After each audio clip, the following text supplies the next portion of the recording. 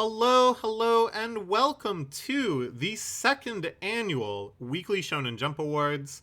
I did this back about a year ago, looking at 2024, and now it's time to celebrate the best the magazine had to offer in 2025. You can see here some panels from various series I've enjoyed. We will be discussing a lot of these at greater length within the award ceremony proper, so let's go ahead. We're actually going to start, though, before we get to my own personal selections. Let's just kind of try to take a bit of an objective, kind of outside picture of the critical consensus, let's say, about the series within Jump this year. I looked at 3 different sites that have manga ratings and found the top 10 rated Weekly Shonen Jump series in each of them that ran in 2025. These lists aren't terribly different. Some kind of shuffling around.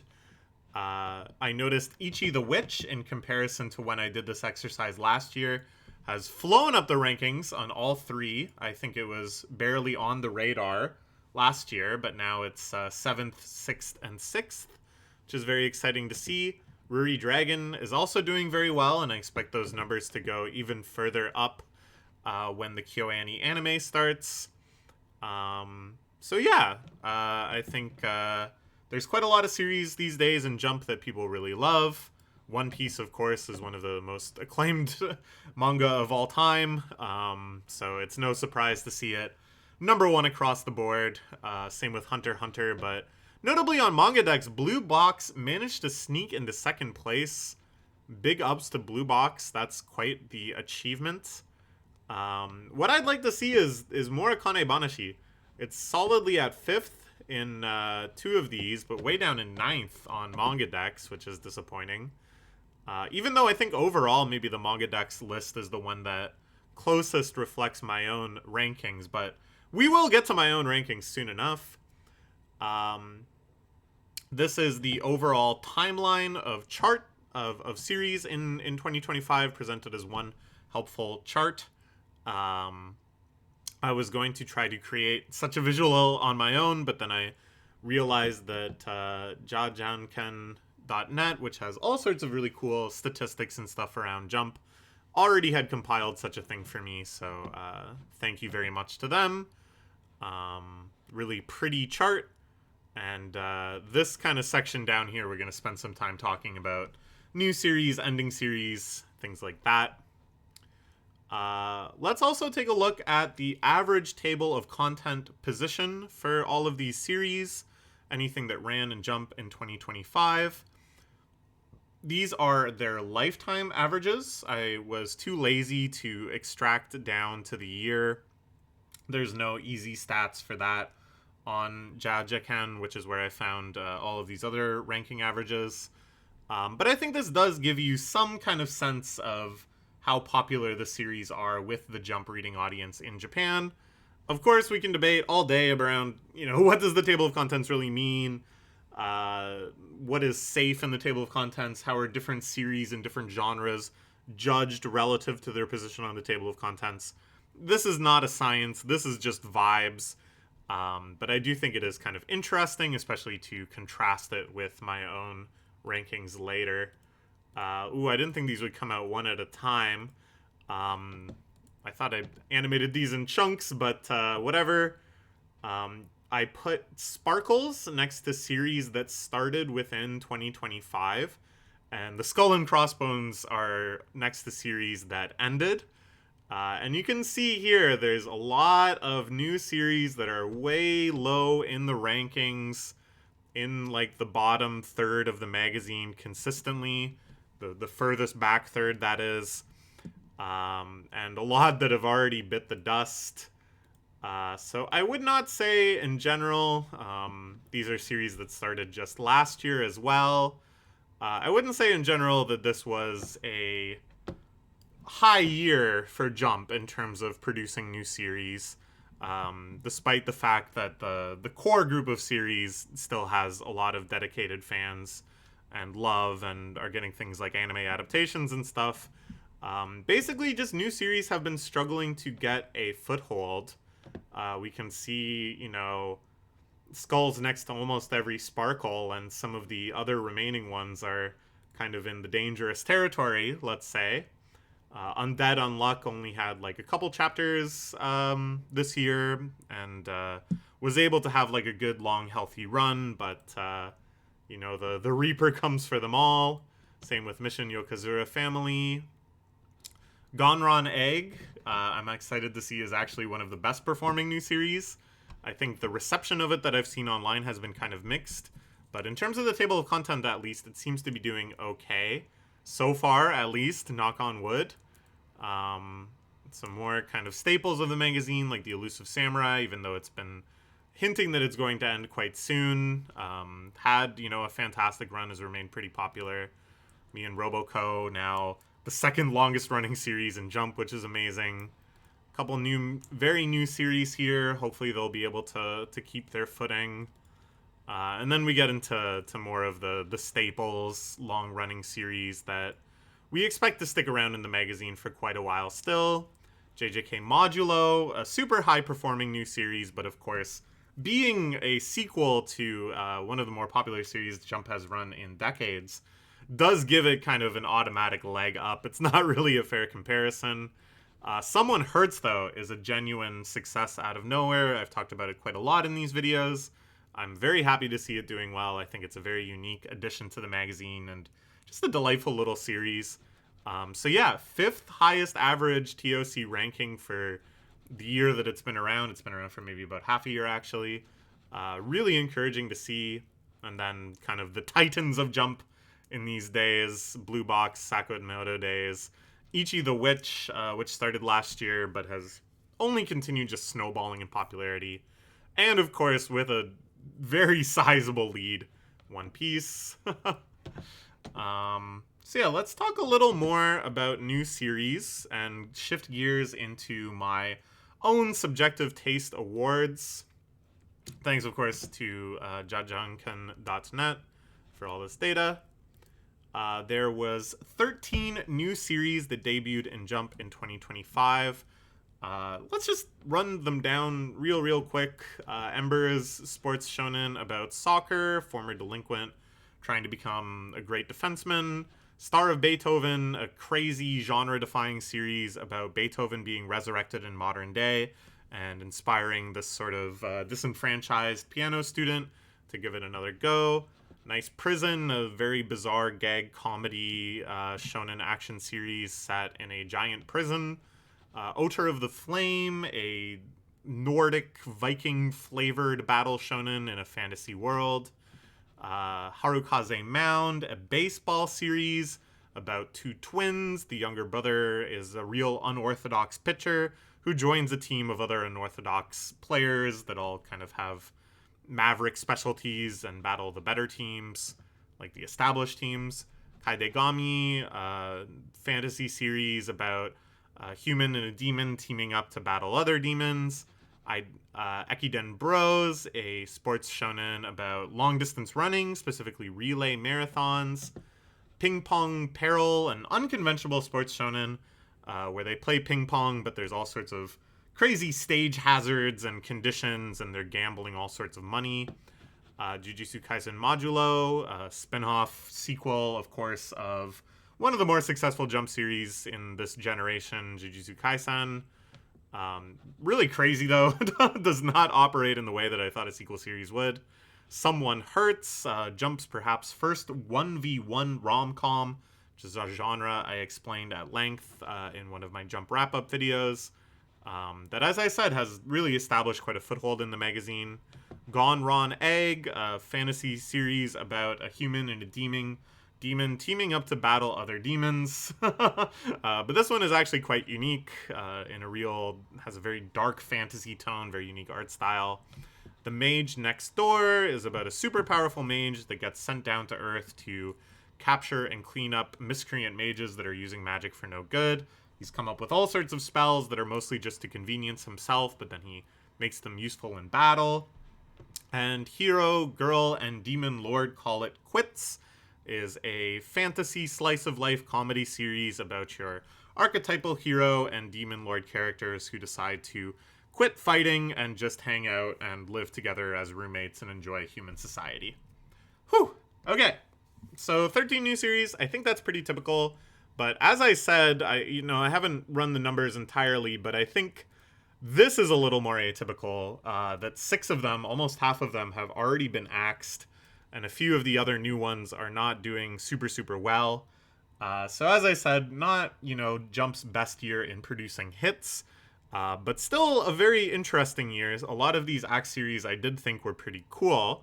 So now let's run through my 3 favorites of all of these. This is talking about the series as a whole up until now. In third place, we have Jujutsu Kaisen Modulo. It's pretty normie pick, I'm sure. But I really enjoyed JJK. I think this sequel series manages to strike out in a lot of unique directions while still having a lot of the appeal, especially of like the early stages of JJK, were kind of really brought back for the first time in a while with the sequel series. In number 2, we have Star of Beethoven. This was my beloved Dark Horse pick. I really wish that it had found an audience. But I hope that it lives on as a cult classic. Just completely wild presentation with paneling choices and an expression of music that isn't just unique for things I've seen in Jump, but is unique for anything I've seen anywhere. And at number 1, Harukaze Mound. Even though I'd say Star of Beethoven and JJK Modulo, and for that matter, a couple of these other series might have had higher peaks, Harukaze Mound has been really, really solid, and I think is Jump's latest great hope at having another big, long-running, successful sports shonen like Haikyuu, like Eyeshield. And it's been way too long since we've had one of those. This is the one I'm putting my bets on. I think it's got pretty much all the ingredients to make it there. So, we'll see. Alright, next we're going to talk about the best debut chapter. So, often the first chapter of a series blows you away, and then the entire series cannot live up to that potential. Oh well. Alternatively, sometimes a series that you end up loving actually has kind of a mediocre first chapter. It happens. It's kind of interesting to see. So this is focusing entirely on that first impression. Our nominees are first chapter of Star of Beethoven, The Stars and the Clown, which takes us all the way through the discovery of the resurrected Beethoven to the first big performance scene. Otter of the Flames, The Flame Awakens, an excellent, exciting chapter that very quickly establishes the unique visual language and sort of Nordic mythology base of this series and has some awesome action scenes to boot. Harukaze Mound, Opposite Twins, which really quickly establishes the very bright, positive, forward-looking tone of this series.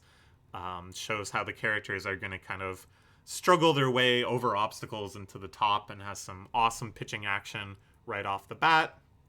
Kaedigami, A Normal Family, a chapter that kind of made it seem quite generic, but still had so many little interesting choices, moments of sauce, for lack of a better word, that it really got my attention right off the bat. Ping Pong Peril, Comeback, which I think was excellently paced to contain an entire game of Ping Pong Peril, establishing an example for all the future arcs. And Jujutsu Kaisen Modulo, which I think blew away anyone's expectations through all of the strange subversions and choices of what you would think a sequel series would be. Not to spoil too much, but the fact that it's set 80 years in the future with pretty much every character we knew from the original now being dead of old age, with aliens appearing as kind of like the major subject matter, and all sorts of other very strange and surprising world-building choices. It hits the ground running, but still kind of feels like the very classic JJK as they go in and investigate a cursed spirit. All right, so in number 3, we have JJK Modulo. Great first chapter. Made me really excited when at first, I gotta say, I was... I don't know, it just didn't feel necessary to do a sequel series, but I realized right off the bat they were going to go for something totally, totally different. At number 2, Oter of the Flame Awakens. I couldn't overstate how hyped I was when this started, especially just having another battle shonen set in a fantasy world, so quickly establishing that they cared about carving their own unique space and world building. Very good. And number 1, Star of Beethoven, The Stars and the Clown. Just unlike anything I'd ever read in Jump before, something that I had rarely encountered in any manga. This level of creativity in expression and paneling and page composition, and just such a crazy premise too. And I remember the day I read it making a comment in my manga server about, like, guys, go check out Star of Beethoven. It's going to be the best series in Jump until it's canceled in June or something along those lines. It's going to be your favorite series for all of 13 chapters or whatever. And I was pretty close with my estimate, but dang, what a ride it was while we were there. All right, next, let's talk about the most tragic axing.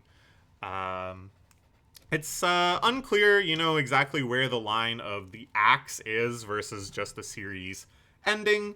And right after this, we're going to have the category of best finale. So you can quibble over which is an axe and which is a finale, but I think to me, it's kind of like a vibes-based thing of... did they seem ready to go? Or is this very clearly like pulling the rug out from under them, and they have to kind of scramble to come up with some sort of coherent ending from whatever situation they're currently in? My nominees here are Hakutaku, a series that started last year about a couple of kids getting into game development.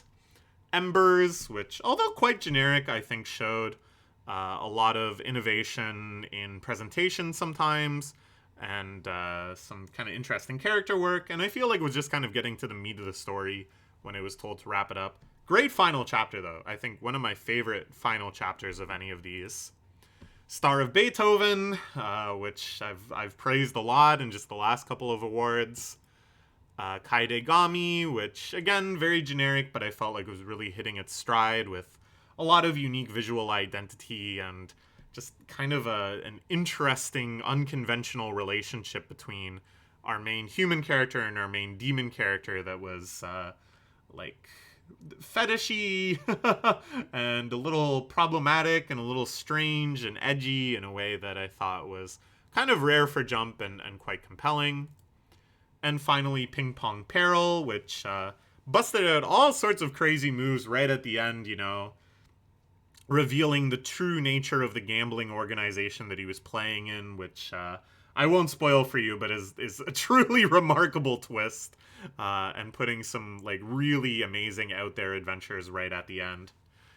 Showing a lot of potential, showing that they could have filled out many, many volumes with this kind of shtick. At third, we have Ping Pong Peril.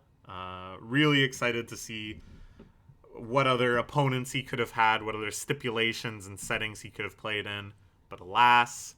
At 2, we have Kaidegami, which I think had a good head on its shoulders about how to write an arc, how to make each new villain feel different from the last, how to do character writing and stuff. And I wish they had gotten the chance to show their chops with a longer arc. And Star of Beethoven, number 1. I knew it was coming. I knew this couldn't last and Jump, but it was just so cool, so unique. I really, really hope the mangaka maybe tries out again in a different magazine and can really kind of get in deep with a series. Okay. Next, let's talk about the best finale. So as I said, these are series that got a bit more of a run and seem to be able to actually kind of put together somewhat of a coherent ending arc instead of just kind of, getting chopped, which is obviously where the axe imagery comes from. We have Undead Unluck, which, had to kind of speed run through their planned final arcs, unfortunately, but still put together one hell of a finale and was definitely able to tell the story it intended to tell. The mission Yokozuna Family, which did have like a very sizable long run, where it seemed like not only did they tell the story they planned to tell, but they were given multiple extension rounds where even more kind of strained, flimsy excuses to prolong the series were generated. it's a series that I've complained a lot about, that I wasn't a huge fan of, but I actually do think they nailed this finale. It's very sentimental. It feels very celebratory. It's everything you would want from a Battle Shonen finale. Super Psychic Policeman Shoujo, a gag comedy series that ran for a little over a year. I think was able to put together quite a few like nice sentimental and interesting ideas right at its end that didn't feel like they were just kind of flailing around in desperation looking for an extension, but just wanted to kind of leave the series on a high note, on a memorable note, investigating and exploring and celebrating the unique aspects of the series. Astro Royale, the long-awaited debut of the mangaka of Tokyo Revengers within Jump, had, I think, kind of a bumpy up and down road, but was able to bring it together for a very grand finale. And Kill Blue, which, again, I wasn't always the biggest fan of, delivered an ending that I think is very, very strange, very, very controversial. I'm not really sure what the plan was or if they were able to execute it, but it certainly felt like a finale. They did all the things they could think of. They went through every length they could, and it makes a lot of very bold choices. So I got to give it props for that. All right, at number 3, we have Super Psychic Policeman Shoujo. I was very impressed with how poignant it got right there at the end. I feel like that will make it stick in my memory more than anything else. Yokozuna Family at number 2. Even though I didn't like this series very much, I was still, moved to see them go. It's a real departure among friends. And of course, at number 1, a series that I loved the whole way through, Undead Unluck. I wish it did have a whole extra year to really explore all of the ideas that it had at the end in more depth. But I think the speedrun route was executed very, very well. It was still super, super exciting. And then the actual final chapters were so beautiful, so sentimental. Again, at the end of a long-running manga like this, you just want to see all your friends, and they were able to pull that off in a really wonderful way. All right, now let's talk about some series that just kind of spanned the whole year generally. With the Best Arc of the Year award. Now, what defines an arc? It's up to me. That's what I'm going to tell you. I had kind of a hard time putting these together. I got to come up with a better way to do it next year.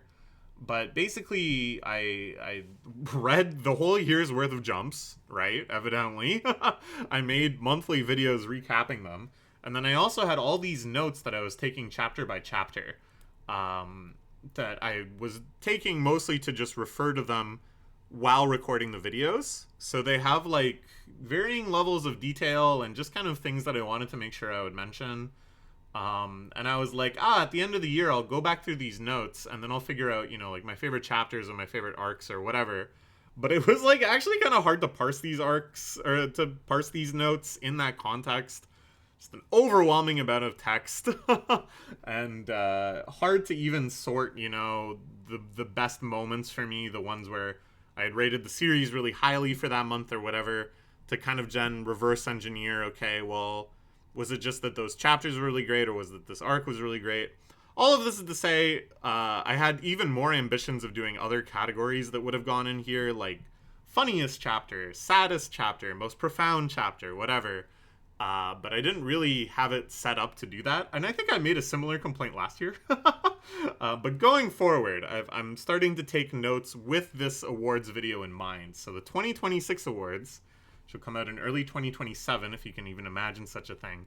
I'm hoping to have even more categories. At any rate, best arcs, our nominees in Kagurabachi, the battle against Samurai. In The Elusive Samurai, Exorcising the Evil God. I don't want to explain these in too much depth because there's a lot of spoilers latent in them. But these are all ones that I enjoyed a whole lot. Kanebanashi, the Zuin Prize. One Piece, the God Valley Incident, an arc that takes place inside of a flashback. Me and Roboco had itself an actual arc this year, which is crazy given that it's, a gag comedy. The Gorilla Gachi death canon event, where they find out Gorilla Gachi is doomed to die in all universes. And in Witch Watch, the arc that signified the beginning of part 3 of the manga, where the tone shifted quite drastically. All right, in third place, we have Kagurabachi, The Battle Against Samura. I've always been a fan of this series, but never really like a giga fan. It's attracted a very fervent and dedicated cult following right from the jump, and it took me a little while to like really get on board with it, to really start feeling the hype moments and aura. And this battle is what did it. It's so tight and compelling and beautiful, and with moments of great tension and great catharsis. Really sublime peak stuff. At number 2, in The Elusive Samurai, exercising the evil god that possesses the villain Takauji.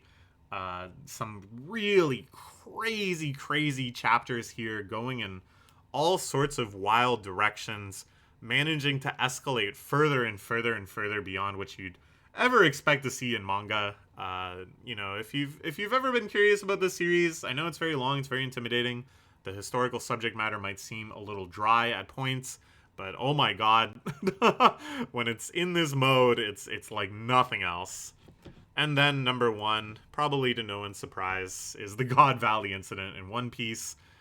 Just amazing that Oda is able to world build through multiple generations within his own series. That now, after the hugeness of the events of the current day, the things like the Whitebeard War or the raid on Aina's lobby, he's also able to tell a story from the past where so many of the characters are known to us from Reputation, where we already have such a good sense of what will happen here, but it's just so exciting to actually see it and to see all of the twists and surprises on top of that. And I don't know, it's the sort of world building prowess that you can only do by taking advantage of, telling the same story over almost 3 decades now. Crazy stuff. All right, now we have the Best Chapter of the Year award. Our nominees are Blue Box Chapter 218, A Place of Memories. A climactic chapter for the side character Hina, as she comforts Taiki by telling him about her own childhood. Really beautiful stuff. The 4th chapter of Star of Beethoven, Daydream Day by Day, which features one of the first big performances by Beethoven, and I think some of the most expressive paneling and depiction of music and piano playing that I have seen in any manga anywhere. The Elusive Samurai, Chapter 223, Tag. This is the climactic chapter of the arc I just mentioned, where they exorcise the evil god. Some of the fourth wall breaking meta-narrative tricks in this chapter truly must be seen to be believed. I wish I could even see them in paper form. I think they'd hit even harder. But it also raises a lot of real profound questions about our relationship to history, to historical figures in the past, to fiction in general and fictionalization of history. Really amazing stuff. Akane Banashi, Chapter 187, Purify by Straining. This is the chapter that shows kind of the peak of Akane's performance efforts in the Zuiun Prize, where she is able to sublimate entirely into the story. Just some real amazing moments of artistry and catharsis and triumph in this one. One Piece, Chapter 1150, Dami Reversi. This is one of the more terrifying chapters of One Piece in a way, where the villains have almost totally taken control over Elbaf, with horrific powers, the likes of which we have never even seen before, with a whole new aesthetic visual language of demons and devils, and that manages to both be like super classic and iconic while feeling really fresh and scary in the context of One Piece, where that sort of imagery hadn't been evoked yet.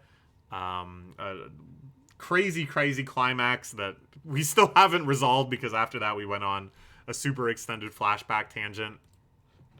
And Sakamoto Days, chapter 215, Sea of Corpses, a chilling chapter where Sheen is battling against some of the more evil forces in the entire series within an aquarium. All sorts of terrifying, deranged visuals, and one of the craziest cliffhangers I think the series has ever had. And our winners are, in third place, The Elusive Samurai Chapter 223. As I said, just read it. Honestly, like, no, I was about to say, you can just skip to this chapter and get blown away, but no. It really, I think you need to read the 200 and some chapters that precede it just to really wrestle with the gravity of the situation in which all of this madness unfolds. At number 2, we have Akane Banashi, chapter 178.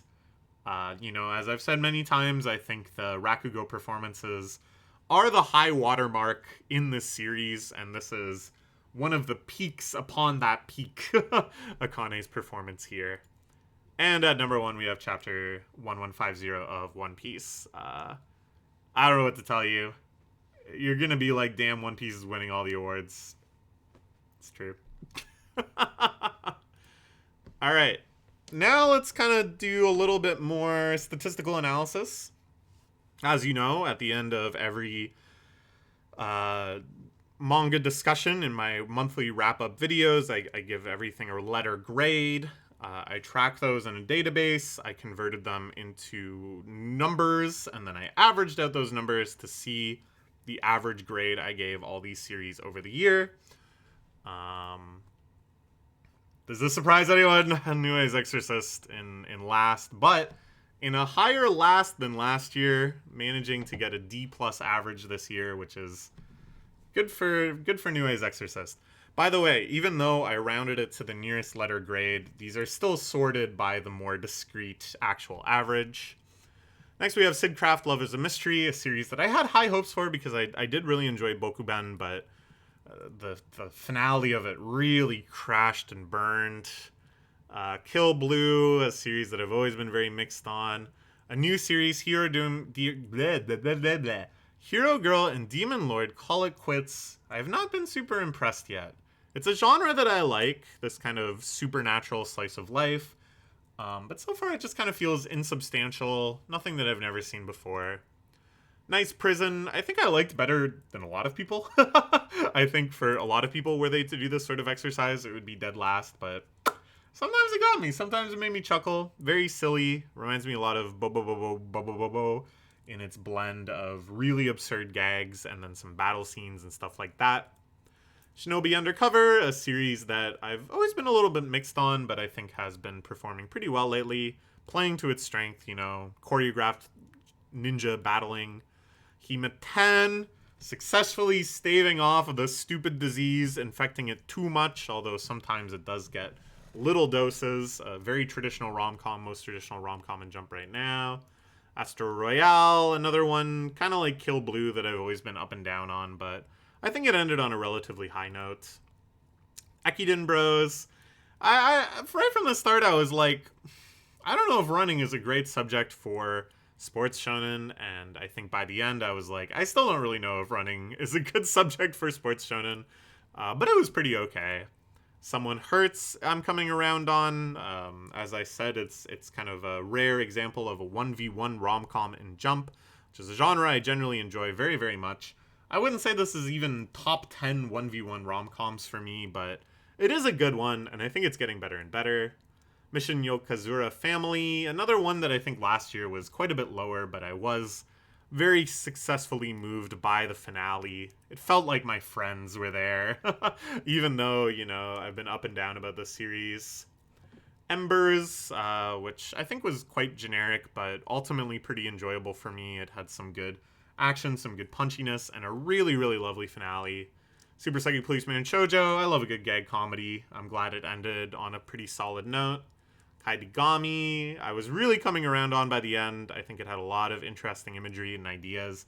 And as I said, just like a very unique relationship at the core of it. Hakutaku, I enjoyed from the start. I wish it got more time to find its footing. But quite a unique manga and Jump, and a subject matter I always enjoy, creating things. Mage Next Door reminds me a lot of Mashal, and I liked Mashal. I hope it stays like the comedy side of Mashal and doesn't get too bogged down by its own power systems and stuff. Ruri Dragon, I've always enjoyed. This didn't show up on some of our early statistical lists because technically it's a Jump Plus title, but since it ran in the magazine for a while, I think we'll allow it to remain in this circle. Gonron Egg, the new dark fantasy. I've been enjoying it. I think it's pretty good. Odor of the Flame, our first one to make it all the way to a solid A average, I think is actually quite solid. A lot of potential, but I think it is getting axed. It looks like they're speedrunning to the end now. Ping Pong Peril, gone before its time. I had so much fun with this one. Had almost a Fukumoto-esque grittiness in terms of the psychological tactics at play. Harukazai Mound, as I said, is our great hope for another sports shonen dynasty. It's not quite there yet. It's still missing a little bit of the sauce, but I think it's got the ingredients. Ichi the Witch, one of the most beloved series in Jump right now. I'm sure for a lot of people this would be easily top 5. I enjoy it too. I think it's got a couple strange storytelling elements that don't really land for me. But the character writing is great. The action scenes are great. The art is just beautiful. Kagurabachi, of course, another one that I'm sure is in a lot of people's top 5s. For me, is just getting better and better. Like, I'm really getting won over bit by bit. I still think there's some strange storytelling elements to me. I'm not totally caught up in, being interested in the lore or the world building or whatever. But the hype moments in Aura and the action are winning me over, and I think it's quite thematically interesting too. It's got some depth there. Me and Roboco, of course. I'm 12. I have the brain of a 12-year-old. This thing makes me laugh all the time. Second longest running manga in Jump. Not in history, but right now, besides Hunter x Hunter, the stats don't lie. Star of Beethoven. God, I love this one. What a banger. More people should read it. Same with Ultimate Exorcist Kyoshi. It is not as generic as it sounds. It's a lovely, really fun battle shonen romp. Please try it. You'll have a blast.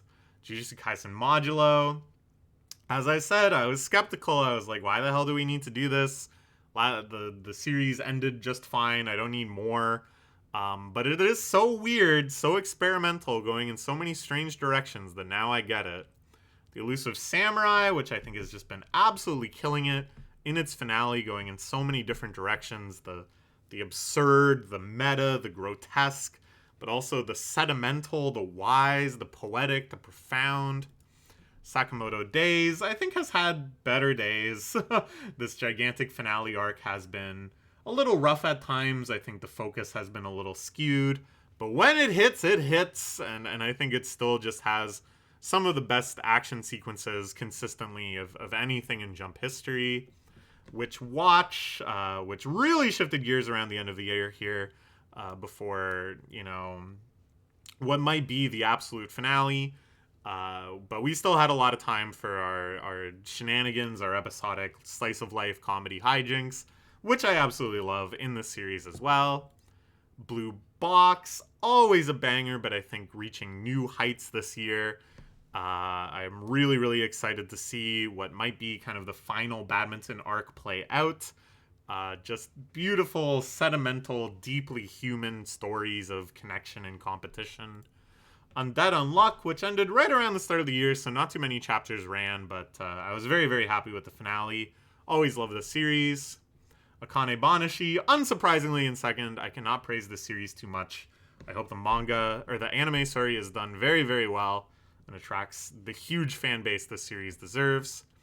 And at number 1, of course, we have One Piece of our Elite Four in S tier. One Piece jumps ahead 2 ranks all the way to S+.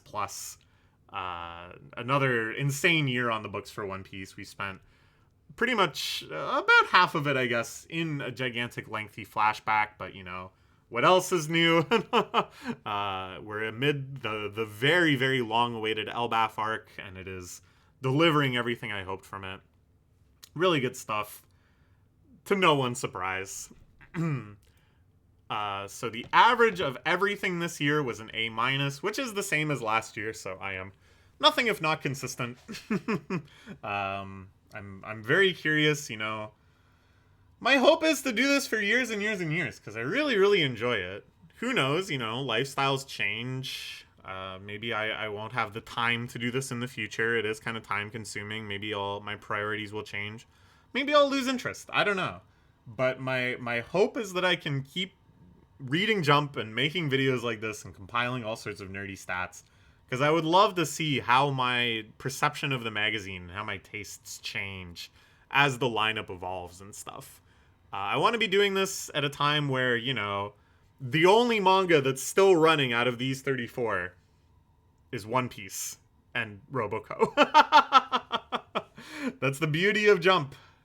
The sea changes. Series drift in and out like the tide.